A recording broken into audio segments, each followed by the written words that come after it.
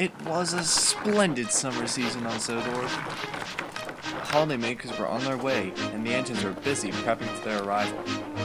Gordon had 2 extra coaches added to his express to make up for the extra influx of passengers over the summer. He dreaded it fiercely.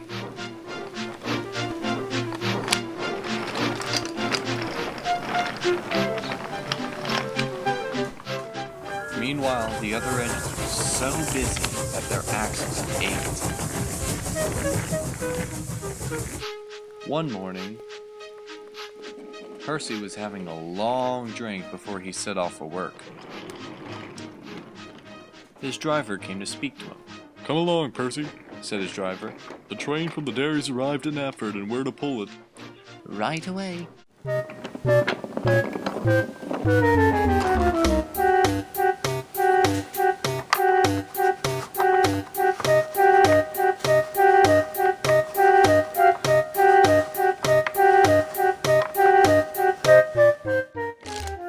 Percy was coupled up to a milk tanker and a brake van when Edward arrived with a passenger train.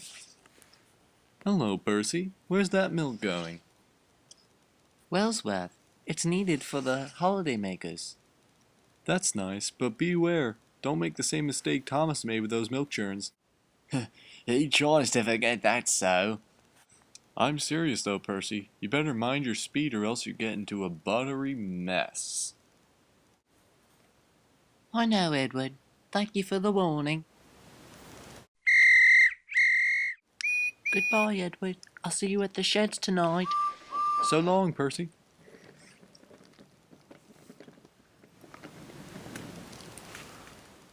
Percy huffed slowly out of Knapford. He was mindful of his speed as he steamed along the line. Suddenly, at the junction, Diesel came roaring through with some trucks. "Percy!" "Diesel!"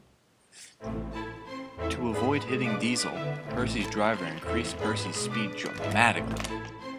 The hot and humid summer temperatures had taken their toll on the rails. Sleepers were warped and the rails were twisted at unusual angles. Percy came roaring through and over the bumpy rails. The milk tanker rattled and shook like a top. "Fancy that Diesel speeding through like that. He gave me a fright." "Me too," confided his driver. He looked at his watch. "Oh, Mary, we're late, Percy." "We'd better make up for lost time." Percy forgot all about Edward's advice and he sped off to Wellsworth. Percy arrived to find Duck idling contently and Sir Tom Hatt along with the caterer stepping off of Duck's coaches. Percy sped into the station just in time. "Right on time, Percy." "The Milk Express, I suppose." "Here you are, sir." "Excuse me, Sir Topham." "What is it, Miss Brown?" Sir Tom Hatt went to peer inside the tanker. "Percy!" "What is it, sir?"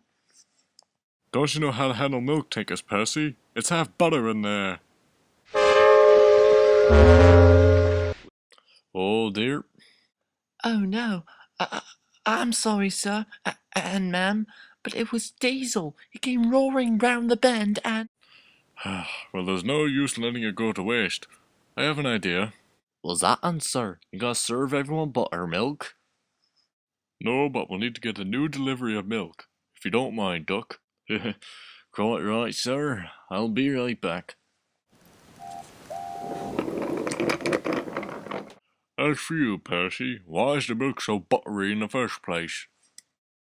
"I tried to tell you, sir. I was taking care at first, but then Diesel nearly slammed into me near Tidmouth, so I had to speed up. Then there was this bumpy track, and I was already behind schedule, so I sped up. I guess I forgot to monitor the milk." "Here's what you can do. Now take this tanker over the bumpy rails a few times more to make it all butter." "But, sir, what'll we do with all that butter?" "I've got a few ideas, Percy. Now be off, and don't be too long." "Yes, sir." So Duck went to collect the new delivery of milk, and Percy bumped and bounced all over the bumpy track to make sure that the milk was completely butter. And then The two green tank engines made their way back to Wellsworth Station. Toby arrived with Henrietta. He was bringing holiday makers to the party. With the holiday makers now present, Tom Hat treated everyone to a lovely meal of bread, butter, and wine, with milk, of course, for the children. What do you need with all that butter? We're making lemonade. What? That'd be some pretty nasty lemonade. I'm afraid you forgot the rest of the saying, Percy. It's when life gives you lemons. Then you make lemonade. Oh yeah, I forgot. And the engine spent the rest of their afternoon enjoying the party with the holiday makers.